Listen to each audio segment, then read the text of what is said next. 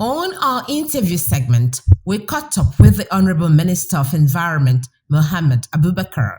He spoke to us on a number of issues, including efforts by the federal government to combat desertification and climate change.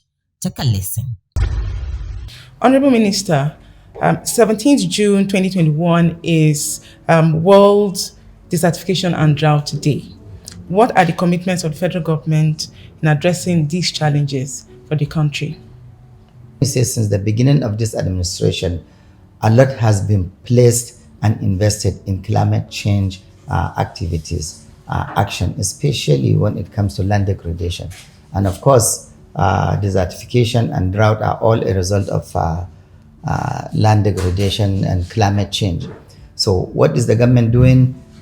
Generally, we have to promote and provide the enabling environment to be able to implement policies that will bring in partnership to take care of the problem that we are facing, especially when it comes to desertification and drought. So what are some of these policy promoting policies?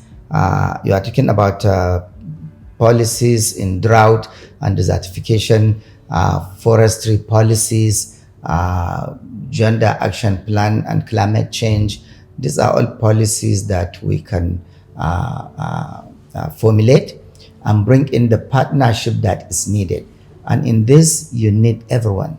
At every level of governance, there must be a synergy between the federal, the state, the local government. We must involve the private sector, NGOs, CSOs, and international community.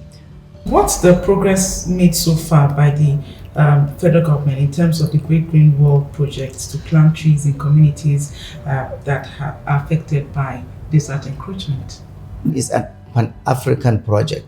There are 11 countries of Africa that are part of the Great Green Wall. Each country has its own agency for the Great Green Wall. And then the overall is the Pan-African Agency for the Great Green Wall. And currently, Nigeria is actively participating.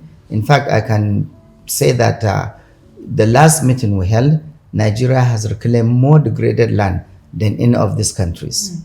Now, to what extent would you say this project has impacted on communities to the extent that they're able to restore their or regain their livelihood? With specific examples of states that have benefited from this project? First of all, there are 11 frontline states, we call them, starting all the way from Sokoto, Zamfara, Katsina, Kano, you go all the way to Yobe, Borno, all the way down, about 11 of those states that are in the front line. Now, the only way to measure this is look back how much degraded land was there, how much desert area or deforested area is there, and then compare to today. Like I said, a lot more land has been reclaimed by Nigeria than any other. I may not be able to give you the exact amount, but we have planted more trees, we have recovered more degraded land. A lot of people have been put back towards livelihood because the dwellers of these areas are the ones that are being hired for the planting of the trees, for the maintenance of the trees, and general participation in that. The only way you can get people to be involved and involved seriously in any project is to involvement, to make them be part of that project. Not only they are getting some income, but at the same time they are getting more livelihood from the same land that was degraded before. So a lot has been accomplished. How far has the ministry gone to implement the president's directive of planting 25 million trees? Is it 25 million trees per annum, or what is the duration within which these 25 million trees are expected to be planted? It's both. The initial commitment is to plant the 25 million trees. Mr. President made that commitment in 2019. So far, we have planted close to that 25 million trees. That was at the very end of 2019. Now, as it's progressing, we have now committed ourselves again to plant 25 million trees every year. And this is where we're involving everyone. This is where really the word synergy will come in full force. Last year, we have donated so many millions of trees to subnational states, even local government, even institutions. We have donated seedlings to them. We are currently raising more seedlings than we have ever raised before. And the agencies involved in this, of course, is the Drought and Desertification Department, Forestry Department, the Agency for the Great Green Wall, the Forestry Research Institute of Nigeria. These are all agencies that have to do with planting of trees, reclamation of land, afforestation, and reforestation. So we are now committed to planting more trees, and we'll do this around the year. Not only rainy season, we have identified innovative ways of planting trees in areas, for example, like river valleys. We are during rainy season or dry season, you still have some measure of wetness that will maintain those trees.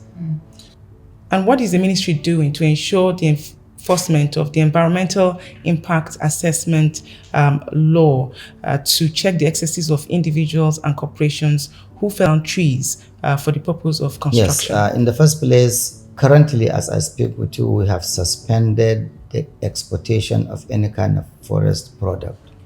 We have totally banned the exportation of charcoal. We just recently wrote additional letters as a reminder to the agencies that we are working and collaborating with, namely the Nigeria Customs Service, Federal Ministry of Finance, even the Immigration, Nigeria Port Authority. These are all agencies that we work with to make sure no exportation of any of this, while we review the whole industrial relationship with the ministry and how people cut these trees and export them out. Because what we don't want is over exploitation, where you are cutting more trees than you are planting.